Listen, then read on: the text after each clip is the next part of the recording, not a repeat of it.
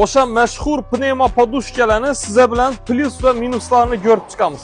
Shu qo'limdagi kichkinagina narsa mashinani haqiqatdan ham yumshatishga yordam berami? Ha, albatta, pnevma podushka haqiqatdan ham mashinani yumshoq ishlashına yordam beradi. Bu narsani plyus tomoni hozirgi GM avtomobillarini orqasi ko'pincha otib yuradi, undan tashqari orqasi jostki bo'ladi.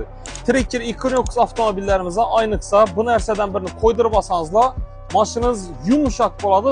Agar mashinangizning orqasida gaz balon bo'ladigan bo'lsa, bilasiz, gaz balon qo'ygandan keyin mashinangiz cho'kib ketadi. Shu pnevma podushka mashinani cho'kishini oldini oladi. Pnevma podushka bilan mashinani bemalol nastroyka qilsa bo'ladi, mashinani clearansini 5-6 santimetrgacha ko'tarsa bo'ladi bu narsa bilan. Buni yana bir zo'r tomoni Risolla avtomobillar ham ustanovka qilsa bo'ladi. Undan tashqari 90% avtomobillarga to'g'ri keladi. Har xil razmerlari bo'ladi. Hamma mashina ustanovka qilsa bo'ladi. Minus tomonlarına kelsak, bu narsani birinchidan narxi qimmatligida, ikkinchidan bu narsa dalgavishli bo'lmasligida.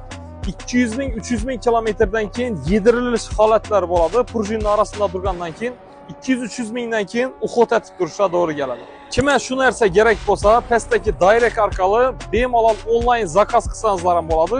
Pastdagi telefon nomerlari orqali bemalol dostavka qildirsangizlar ham bo'ladi.